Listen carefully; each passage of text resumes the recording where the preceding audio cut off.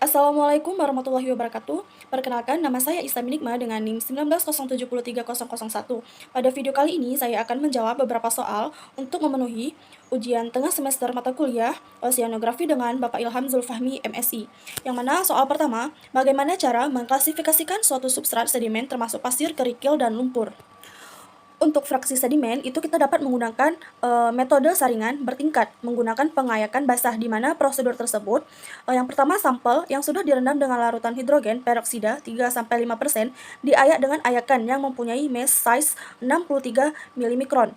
Selanjutnya pengayakan dilakukan dengan menyemprotkan air pada ayakan tersebut, dan air yang keluar dari ayakan ini ditampung dalam sebuah cawan yang volumenya itu minimal 2 liter. Air yang keluar bersama sedimen itu ditampung dalam cawan besar mempunyai volume 1 liter. Nah, hasil tampungan inilah yang akan digunakan untuk menganalisa populasi. Sedimen yang bertahan dalam ayakan di atas adalah populasi kerikil dan pasir. Nah, gunakan ayakan yang bermass size 2000 milimikron untuk memisahkan populasi kerikil dari pasir. Sedimen yang bertahan dalam ayakan ini adalah populasi kerikil, dan yang lolos adalah populasi pasir. Selanjutnya, masukkan populasi pasir dalam ayakan paling atas, di mana sebelumnya ayakan telah disusun berdasarkan ukuran size dari atas ke bawah. Ada ukuran 0,5, 250, 125, dan 63. Selanjutnya, semprotkan air pada ayakan paling atas dengan menyemprotkan sehingga populasi pasir akan mengalir ke ayakan di bawahnya sesuai dengan ukuran butirnya. Selanjutnya, ulangi beberapa kali untuk masing-masing ayakan sampai ukuran butir yang tertahan itu menjadi ukuran butir yang sesuai dengan size ayakan tersebut. Selanjutnya, masukkan butiran pasir yang tertahan pada masing-masing ayakan ke dalam cawan yang telah disiapkan dan telah diketahui beratnya. Selanjutnya, panaskan cawan-cawan yang berisi sampel pasir tersebut dalam oven pada suhu 65 derajat Celcius sampai kering. Setelah kering dan dikeluarkan dari oven, tunggu sampel tersebut sampai dingin, lalu timbang masing-masing sampel dan catat beratnya. Untuk lumpur, secara umum, populasi lumpur ini dianalisis menggunakan metode pipet untuk mengetahui bagaimana proporsi masing-masing kelas ukurannya.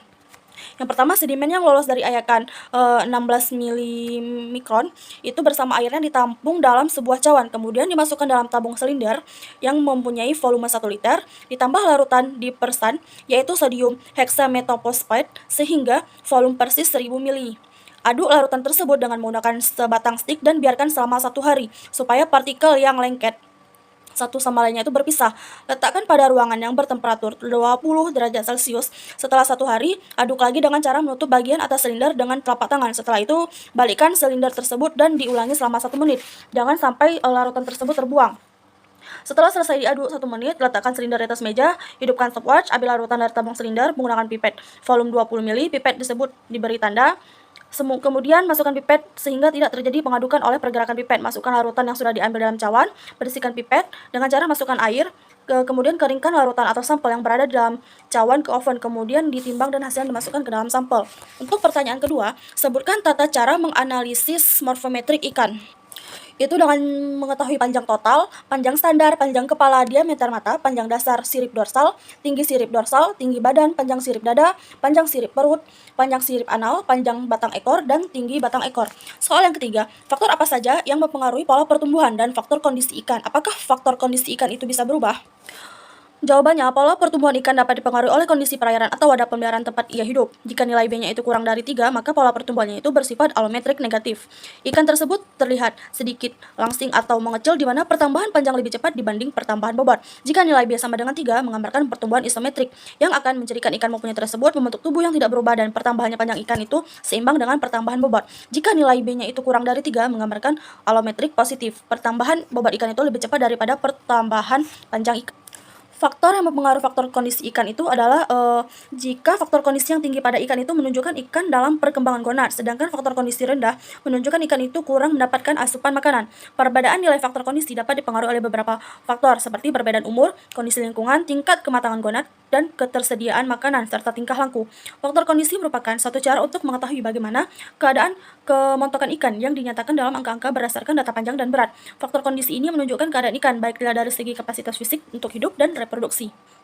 Faktor kondisi ikan ini bisa saja berubah dengan faktor tersebut. Apabila kematangan yang gonadnya itu belum terlalu matang, maka dia akan rendah. Untuk soal yang terakhir, jelaskan tahap-tahap dalam melakukan penelitian ektoparasit, bagaimana menghitung prevalensi, dominansi, dan predileksi. tahap-tahap untuk melakukan penelitian ektoparasit, yang mana kita sebelumnya harus mengidentifikasi dengan yaitu dengan selanjutnya mengetahui metode kerjanya, selanjutnya menganalisis dan melakukan diskusi, selanjutnya memberikan kesimpulan, serta yang terakhir itu memberikan saran. Untuk menghitung nilai preferensi, yang mana jumlah ikan yang terserang parasit dibagi jumlah ikan yang diperiksa, selanjutnya dikalikan dengan 100. Nah, hasil dari tersebut merupakan nilai prevalensi.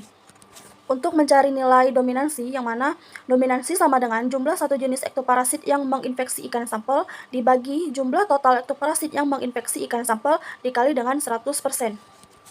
Untuk nilai predileksi ektoparasit ditetapkan dari perhitungan jumlah individu setiap jenis parasit yang menginfeksi organ target seperti kulit, sirip, dan insang, yang mengacu selanjutnya ditotalkan disajikan dalam bentuk tabel. Sekian jawaban dari saya, lebih dan kurang saya mohon maaf. Saya akhiri dengan wassalamualaikum warahmatullahi wabarakatuh.